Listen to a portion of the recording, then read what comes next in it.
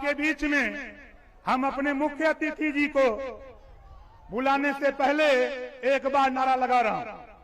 आप लोग दोनों हाथ उठा करके नारा लगाइएगा, जैसे हम हाथ उठाए उसी तरह।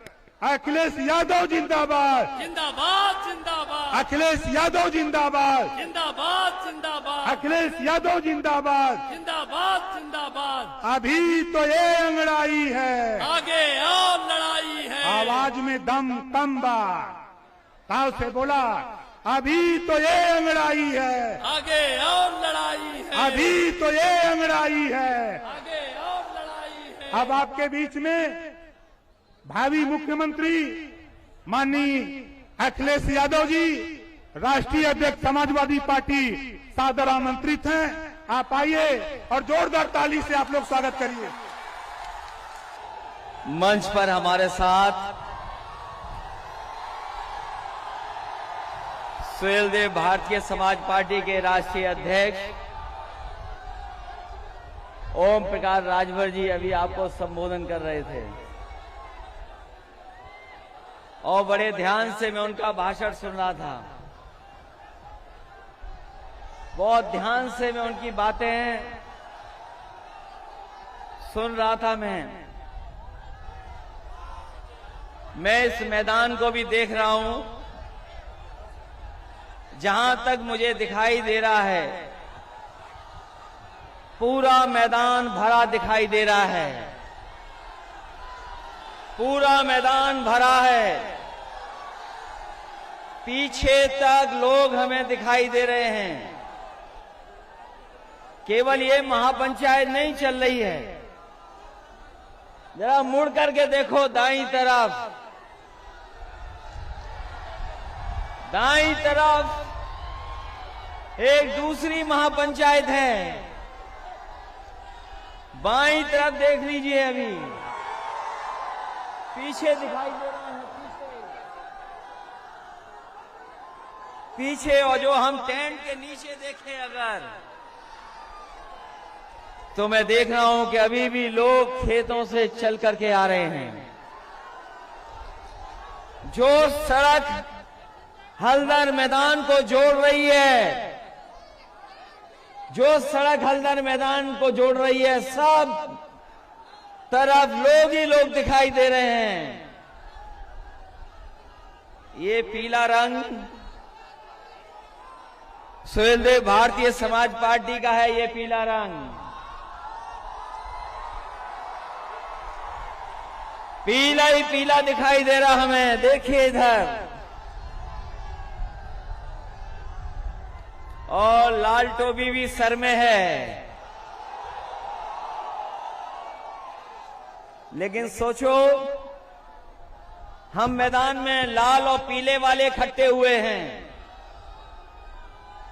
इस मैदान में और आसपास लाल और पीले लोग इकट्ठे हुए हैं, लेकिन हमें और आपको देखकर कोई जाने कहां लाल पीला हो रहा होगा।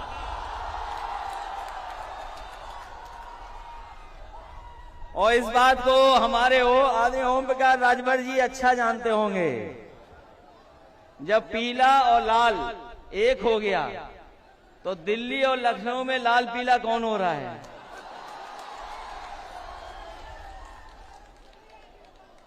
और फिर आपने ठीक कहा, अगर बंगाल में कुछ हुआ है, अगर बंगाल में कुछ हुआ है तो ठीक कहा है आपके अध्यक्ष जी ने कि अगर बंगाल में कुछ हुआ है तो यहाँ के लोग भी और पूर्वांचल के लोग भी खदेड़ा कर करके दिखाएंगे। यहाँ भी खदेड़ा होगा कि नहीं होगा? और मैंने लखनऊ में कहा था, मैंने लखनऊ में कहा कि जिस दरवाजे से भारतीय जनता पार्टी सत्ता में आई है, वो दरवाजा ओम प्रकाश राजभर जी ने बंद कर दिया है और हम लोगों ने मिलकर के उसमें छटकनी लगा दी है। बताओ अब भारतीय जनता पार्टी का क्या होगा? इसलिए इस मंच पर उपस्थित सुहेलदेव भारतीय समाज पार्टी के राष्ट्रीय अध्यक्ष ओम प्रकाश राजभर जी, मंच पर उपस्थित प्रेमचंद प्रजापति जी, समाजवादी पार्टी के नेता बलराम यादव जी, अनिल सिंह चौहान जी, पूर्व मंत्री कई बार के विधायक दुर्गा जी, राम सागर बिंज जी, दयाराम पाल जी, बाबूराम पाल जी, राजीव राय जी, सुनील सिंह अर्घवंशी जी, अरशद अंसारी जी, सतीश बंजारा जी, बालक चौहान जी, Gulab Singh खंगवार, doctor Arvind Rajbhar ji, Arun Rajbhar, Mahendra Rajbhar, Salik Yadav ji, doctor Baliraj, Rituraj Kashyap, Premchand Kashyap ji, doctor Mahesh चंद प्रजापति जी और बड़ी संख्या में मंच पर उपस्थित सभी सुहेलदेव भारतीय समाज पार्टी के नेता, समाजवादी पार्टी के नेता, भागीदार मोर्चा के सभी हमारे नेता और इस महापंचायत में आए हुए हमारे आदरणीय बुजुर्ग, किसान भाई, माताएं, बहनें, नौजवान साथी, पत्रकार बंधुओं, मैं सबसे पहले सुहेलदेव भारतीय समाज पार्टी को बधाई देना चाहता हूं। मैं उनके नेता को बधाई देता हूं कि इस ऐतिहासिक कार्यक्रम के लिए, इस शानदार कार्यक्रम के लिए बहुत बहुत मुबारकबाद आपको। ये चुनाव की शुरुआत माने और जिस समय पूर्वांचल जाग जाता है, जिस समय पूर्वांचल के लोग चल देते हैं, वो निश्चित दिन हो जाता है कि इतिहास बदलेगा और जो हम आप वंचित समाज, पिछड़े, दलित, अल्पसंख्यक, जिनको अधिकार नहीं मिले, जिनको सम्मान नहीं मिला, मुझे पूरा भरोसा है कि आने वाले समय में जो चुनाव होगा, उत्तर प्रदेश से भारतीय जनता पार्टी का सफाया होने का काम होगा। और सफाया इसलिए जरूरी है कि महाराजा सुहेलदेव राजभर जी और डॉक्टर राम मनोहर लोहिया को मानने वाले लोग और बाबा साहब भीमराव अंबेडकर जी के सिद्धांत पर चलने वाले लोग और तमाम महापुरुष जिन्होंने हमें आपको पीढ़ी दर पीढ़ी जगाने का काम किया है, उन सबके सिद्धांतों पे हम लोग चलने वाले लोग हैं। इसलिए एक होकर के जब आगे चलेंगे, आगे एक होकर के संघर्ष करेंगे, तो इस ताकत का कोई मुकाबला नहीं है, कोई मुकाबला नहीं है। ये जब रैली अनाउंस नहीं हुई थी, इस कार्यक्रम का फैसला नहीं हुआ था, तो आकलन करने वाले कुछ आकलन कर रहे थे कि कौन कितनी सीटें जीतेगा। लेकिन जैसे ही गठबंधन हुआ है, लोगों ने, जिन्होंने आकलन करना शुरू किया था, जो बड़ी बड़ी संस्थाएं हैं, वो भी महसूस कर गई हैं कि अब इस गठबंधन को कोई रोकने वाला नहीं है। जो मैंने पहले कहा था, पहले भी कहा मैंने और फिर कहता हूं इस मैदान में, और इस भरोसे के साथ कह रहा हूं कि जब पीले लोग, पीले सुहेलदेव राज पार्टी के लोग, समाज पार्टी के लोग और समाजवादी पार्टी के लोग जब एक हो गए हैं, तो हो सकता है कि जनता 400 सीटें भी जिता दे।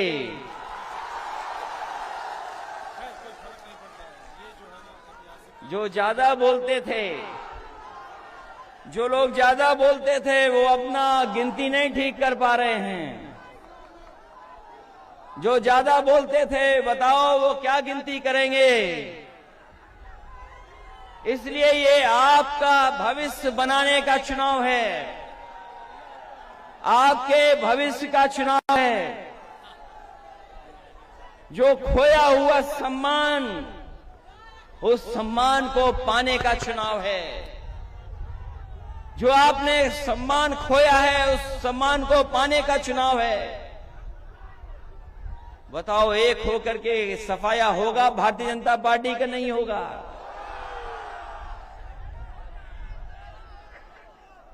जब गठबंधन हुआ होगा, आपके नेता तो भारतीय जनता पार्टी के साथ भी रहे हैं। बताओ, न जाने कितने सपने दिखाए भारतीय जनता पार्टी ने, क्या क्या सपने दिखाए भारतीय जनता पार्टी ने, न जाने क्या षड्यंत्र किए, कितना झूठ बोला। बताओ, झूठ बोलने वाली पार्टी कौन सी है? झूठ बोलने वाली पार्टी कौन सी है? लेकिन हमें अब महसूस हो गया है कि झूठ बोलने वालों की कोई साजिश अब दलित पिछड़े लोगों के बीच में चलने वाली नहीं है। कोई साजिश चलने वाली नहीं है। आज जब हालात देखते हैं उत्तर प्रदेश के, जब हालात देखते हैं उत्तर प्रदेश के, तो बताओ कहां पहुंच गया उत्तर प्रदेश? कहां पहुंच गया? अभी मैं सुन रहा था, कुछ कह रहे थे कि कुछ पाबंदी लग जाएगी, लेकिन बताओ धुएं पर पाबंदी कब लगेगी?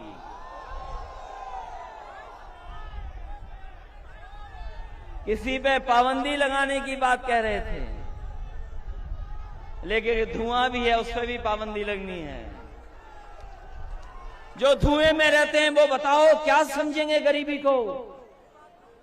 क्या सपना दिखाया कि चप्पल पहनने वाला हवाई जहाज में चलेगा? यही सपना दिखाया था।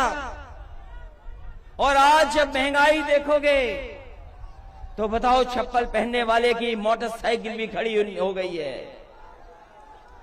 जिन लोगों ने सपना दिखाया कि चप्पल पहनने वाले लोग हवाई जहाज में जाएंगे, आज पेट्रोल की कीमत क्या है? आज उनकी मोटरसाइकिल खड़ी हो गई।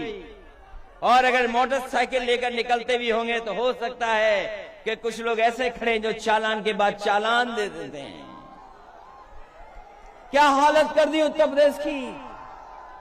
क्या याद नहीं है आपको, जिस समय लॉकडाउन लगा था? लॉकडाउन लगा, याद हो आपको?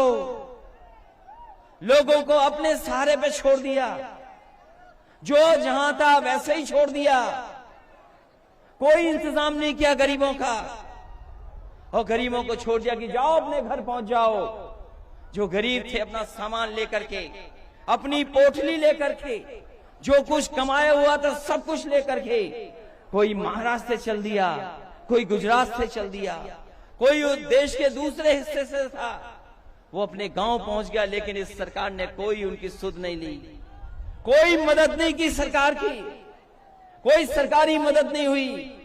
न जाने कितनों की नौकरी छूट गई।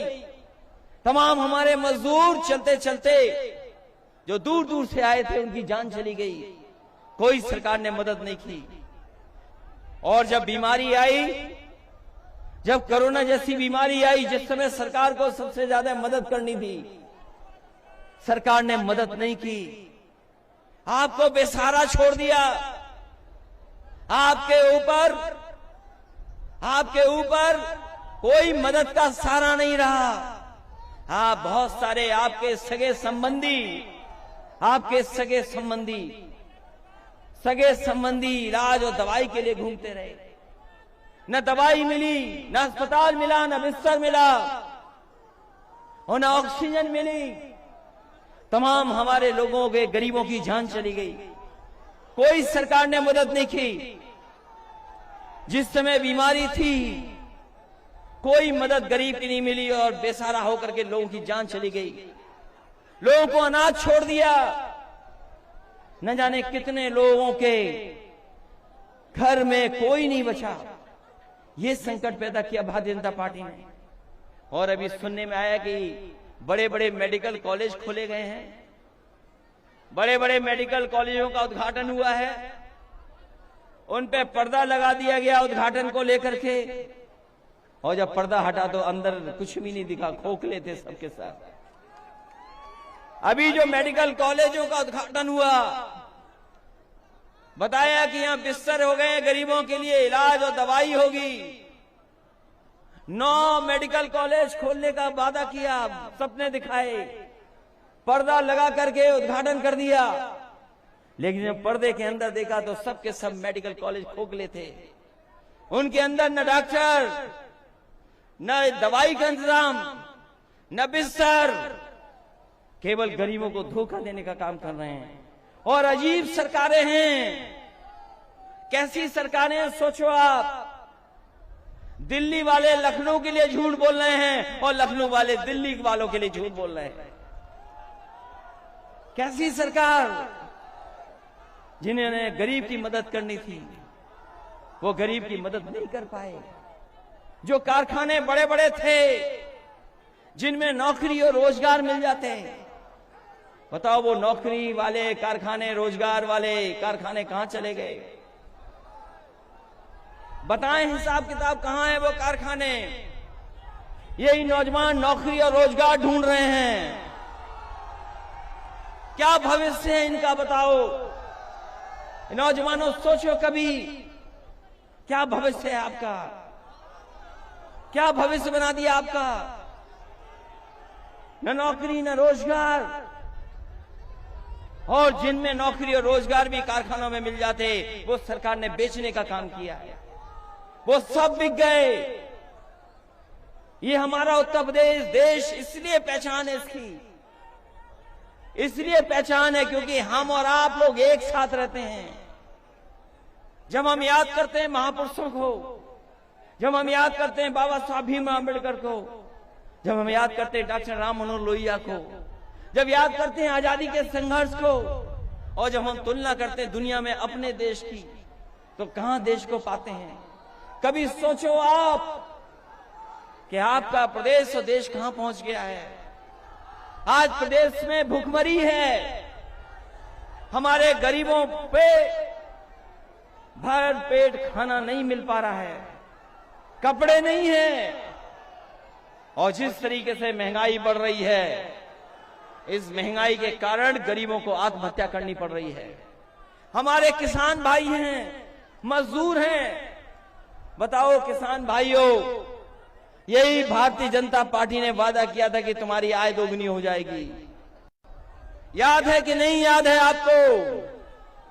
यही भारतीय जनता पार्टी ने वादा किया था कि हमारे किसानों की आय दोगुनी हो जाएगी।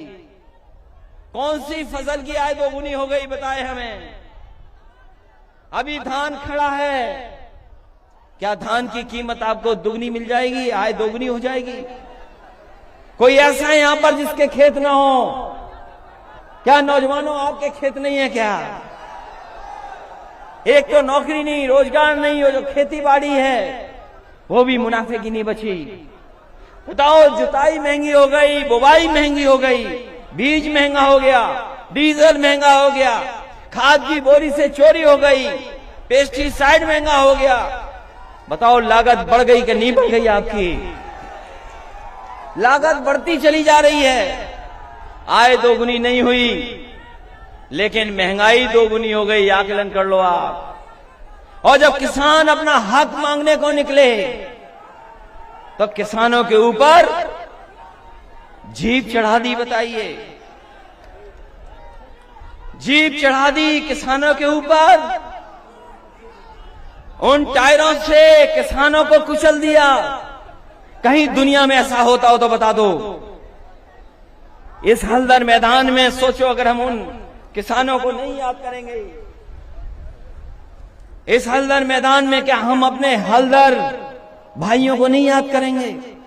जिसके कंधे पे हल वो हल्दर। क्या हमने आपने वो तस्वीरें नहीं देखी कि किसान जब अपना हक मांगने को गया, अपने अधिकारों को मांगने गया, तो इसी सरकार के एक मंत्री के बेटे ने गाड़ी से कुचल दिया किसानों को। किसानों को कुचल दिया, उनकी जान चली गई। और अभी तक गृह राज्य मंत्री ने इस्तीफा नहीं दिया है। गृह राज्य मंत्री हटाए नहीं गए हैं। तो बताओ कौन उम्मीद करेगा कि जिसके बेटे ने किसानों को कुचल दिया हो और पिताजी गृह राज्य मंत्री हो तो क्या न्याय मिलेगा? किसान भाइयों सोचो, अगर 3 कानून लागू हो गए तो आप अपने खेत में मजदूर हो जाओगे और खेती करने का भी अधिकार आपके हाथ में नहीं होगा। जिनसे आपका कॉन्ट्रैक्ट हो जाएगा वो तय करेंगे कि खेती कौन सी करनी है। ये 3 कानून केवल किसान नहीं बल्कि इस देश की अर्थव्यवस्था को बर्बाद करने वाले कानून हैं। इस देश की अर्थव्यवस्था को बर्बाद करने वाले कानून हैं। जिन किसानों ने सदियों से अपनी खेत की सेवा की हो, उस मिट्टी को पूजा हो, उस खेत में काम किया हो, उनके खेतों को छीनने की साजिश हो रही है। और कोई 1-2 किसान नहीं मरे हैं, 600 से ज्यादा किसान मारे जा चुके हैं। लेकिन बीजेपी वाले उन किसानों को याद भी नहीं कर रहे। सोचो आप, 600 से ज्यादा किसान मर गए हों। और अभी ललितपुर की घटना सुनी होगी आपने, खाद का कोई इंतजाम नहीं किसान भाइयों के लिए। अगर खाद लेने जाओगे तो खाद नहीं मिलेगी। अभी ललितपुर में किसान खड़े खड़े रह गए, 2 दिन तक खड़े रह गए किसान, नहीं खाद मिली। एक किसान की तो वहीं मृत्यु हो गई, लेकिन उसे खाद नहीं मिली। दूसरा नौजवान किसान ने आत्महत्या कर ली, उसे खाद नहीं मिली। बताओ, ऐसी सरकार जिसको हम और आप लोग अन्नदाता बोलते हों, जो हमारा पेट भरता हो, जो हमारा पेट भर करके हमें कपड़े पहनाता हो, उस किसान के सम्मान में हम खाद नहीं उपलब्ध करा सकते। ये बड़ी बड़ी बातें करने वाली सरकार जो कहती कि हम हवाई जहाज में चप्पल पहनने वालों को बिठा देंगे, जब हमारे किसान को जरूरत है तो खाद नहीं दे पा रहे, डीएपी की जरूरत है तो डीएपी नहीं दे पा रहे हैं। ये कैसी सरकार है सोचो। और हमें आपको न जाने कितनी बार लाइन में लगा दिया। कभी लाइन में लगाया था नोटबंदी में, याद है कि नहीं याद है? और जिस समय नोटबंदी में लाइन में लगाया था तो याद है क्या कहा था कि काला धन खत्म हो जाएगा, भ्रष्टाचार खत्म हो जाएगा। हम आपसे पूछना चाहते हैं, बताओ इस मैदान में उपस्थित सभी भाइयों, भ्रष्टाचार खत्म हो गया कि नहीं खत्म हो गया? और काला धन वापस आ गया कि नहीं आ गया? इन भारतीय जनता पार्टी के लोगों से पूछो, इन भारतीय जनता पार्टी के लोग बताएं कि वो काला धन और भ्रष्टाचार कब खत्म होगा। और ये सरकार तो केवल नाम बदल रही है, रंग बदल रही है, शिलान्यास का शिलान्यास कर रही है, उद्घाटन का उद्घाटन कर रही है। हम लोगों ने गरीबों के लिए एम्बुलेंस चलवाई, जो एम्बुलेंस चलवाई थी गरीबों के लिए कि उसे तकलीफ ना हो, परेशानी ना हो, उस एम्बुलेंस को भी खड़ा कर दिया है। पुलिस के लिए 100 नंबर दी थी व्यवस्था, पुलिस जल्दी पहुंच जाए, मदद करने के लिए पहुंच जाए, लेकिन उस पुलिस की व्यवस्था को भी खराब कर दिया। और ये पूर्वांचल की खुशहाली के लिए सबसे बड़ी सड़क बनाई थी, ये पूर्वांचल के लिए सबसे बड़ी सड़क बनी थी, ये अभी भी पूरी नहीं हुई है। ये मऊ को जोड़ने वाली सड़क जो आगे चली जाए गोरखपुर, सलीमपुर, वो भी अभी नहीं बनी सड़क। जो काम शुरू किए गए थे वो अभी भी पूरे नहीं हुए। बताओ कहां काम पूरे हो गए? कोई नया काम किया हो तो बता दो। हमारे किसान भाइयों, अगर 500 रुपया आपसे दिया जा रहा है सम्मान में, तो डीजल, पेट्रोल, खाद और महंगाई का हिसाब लगा लेना। अगर आप हिसाब लगाओगे तो आपकी घाटे में खेती है, घाटे में जा रहे हो आप, मुनाफे में नहीं जा रहे हो, घाटे में जा रहे हो। और सिलेंडर पे बहुत मांगा गया था वोट, हमारे गरीबों को सिलेंडर बांट करके बहुत वोट मांगा गया था। बताओ गरीब भाइयों, कहां सिलेंडर भर पा रहे हो आप? सिलेंडर भर पा रहे हो? तो इसलिए याद रखना, इन्होंने बहुत झूठ बोला है, बहुत लोगों को गुमराह किया है। इसलिए अपने वोट से सम्मान वापस लेने का काम करोगे कि नहीं करोगे? के साथ, दलितों के साथ जो अपमान की सरकार चलाई इन्होंने, बताओ अपने वोट से सम्मान छीनोगे कि नहीं छीनोगे? इसलिए आज मैं कह सकता हूं ये ऐतिहासिक कार्यक्रम में हुआ है, ऐतिहासिक। मुझे जानकारी मिली है कि मऊ से बलिया पूरी सड़क जाम है। अभी बलिया के लोग नहीं पहुंच पाए यहां पर, पूरी जाम है सड़क। और इस मैदान को भी बड़ी मुश्किल से मिला है हमें और आपको एक जगह इकट्ठा होने के लिए। इस मैदान को देने वाले उत्तम सिंह जी को भी मैं बधाई देता हूं, धन्यवाद देता हूं कि कम से कम उन्होंने मैदान दे दिया जिसमें ऐतिहासिक कार्यक्रम संपन्न हुआ है। इसलिए मैं आपसे कहना चाहता हूं, ये लड़ाई बहुत लंबी है और इस लड़ाई में जो हमें सहयोग मिल रहा है, आपका जो समर्थन मिल रहा है, ये ऐतिहासिक समर्थन, ये ऐतिहासिक परिणाम देगा। और जो खोया हुआ सम्मान है आपका, उस सम्मान को देने का काम और दिलाने का काम हम मिलकर के समाजवादी पार्टी के लोग देंगे आपको। और ये बदलाव आपसे आएगा। हम सब तो आ गए हैं, एक साथ मंच में हैं, लेकिन असली बदलाव आपको लाना है। दुनिया में जब हम तुलना करते हैं अपने प्रदेश की, देश की, तो हमारे प्रदेश को बहुत पीछे छोड़ दिया, बर्बाद कर दिया है। हमारी यही माताएं बहनें यदि पेंशन छीन ली 500 रुपए की, आप सरकार बनाओ, महंगाई बढ़ गई है, हमें अगर 3 गुना भी बढ़ा के देना पड़ा तो इन माताओं बहनों का सम्मान करने का काम समाजवादी पेंशन से देने का काम होगा। इस सरकार ने कोई बिजली नहीं बनाई, इस सरकार ने कोई बिजली नहीं बनाई। अब थोड़ी बहुत शायद बनाई हो तो बनाई हो, लेकिन 4.5 साल में कोई बिजली नहीं बनाई। और बताओ बिजली के बिल कितने महंगे हो गए आपके, जब आपने डबल इंजन की सरकार बनवा दी।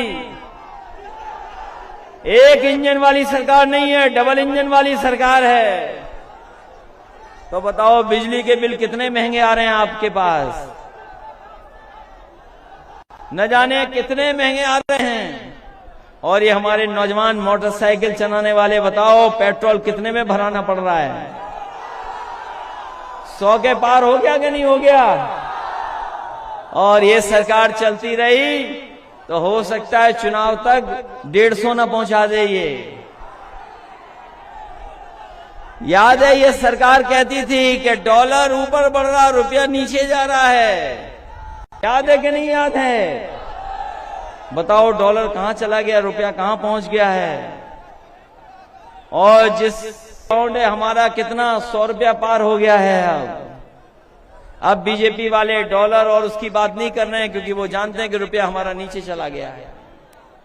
इसलिए आपसे हम निवेदन करने आए इस मौके पर, गरीब, वंचित, दलित, अल्पसंख्यक, पिछड़ों को एक साथ जोड़ करके उनके हक और सम्मान को दिलाने के लिए साथ आए हैं। और मैंने शुरू में जो बात कही, उस बात को मैं फिर दोहराता हूं कि स्वैलदेव भारतीय समाज पार्टी ने और उनके राष्ट्रीय अध्यक्ष ओम प्रकाश राजभर जी ने दरवाजा दिखाया था भारतीय जनता पार्टी को। वो जो दरवाजे से भारतीय जनता पार्टी ने सत्ता पाई है, उस दरवाजे को आप बंद कर देना। बताओ बंद करोगे कि नहीं करोगे? अगर आप बंद कर दोगे तो भारतीय जनता पार्टी का सफाया हो जाएगा। इसलिए एक बार फिर मैं कह करके जा रहा हूं आपसे कि लड़ाई लंबी है और चुनाव से पहले कोई भी साजिश हो सकती है, कोई भी षड्यंत्र हो सकता है। लेकिन आप अपनी महंगाई मत भूलना कि 4.5 साल में किस तरह महंगाई बढ़ी है, किस तरीके से नौजवानों के नौकरी और रोजगार के अवसरों को छीना गया है। किस तरीके से पेट्रोल महंगी हो गई, किस तरीके से डीजल महंगा हो गया है, किस तरीके से हमारी बेटियों के साथ अपमानित होना पड़ रहा है।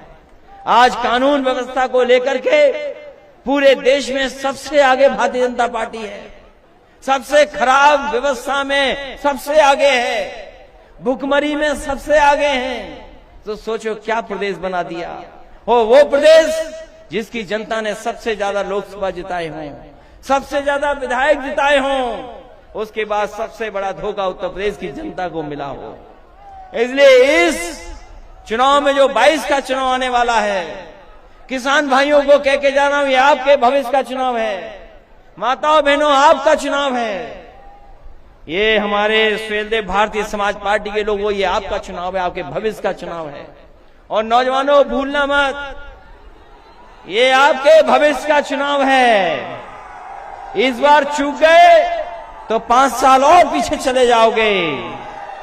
इसलिए अगर भविष्य बनाना चाहते हो, उत्तर प्रदेश को आगे ले जाना चाहते हो, इस उत्तर प्रदेश के झूठे लोगों से बचाना चाहते हो, तो इस गठबंधन की मदद करना और गठबंधन की ऐतिहासिक जीत दिला करके उत्तर प्रदेश में सरकार बनाने का काम करना, यही निवेदन करने आया हूं। मैं एक बार फिर सुहेलदेव भारतीय समाज पार्टी के नेता राष्ट्रीय अध्यक्ष ओम प्रकाश राजभर जी को बधाई देता हूं। उनके साथ जितने भी मंच पे नेता हैं उनको बधाई। तरफ हमें लोग दिखाई दे रहे हैं, इतने बड़े पैमाने पर ऐतिहासिक जनसमूह देखने को मिला है। मैं उसके लिए आपको बधाई देता हूं। बहुत बहुत स्वागत आपका, बहुत बहुत बधाई आपको। इस उम्मीद और भरोसे के साथ कि आने वाले समय में उत्तर प्रदेश से भारतीय जनता पार्टी का सफाया होगा। बहुत बहुत बधाई आपको।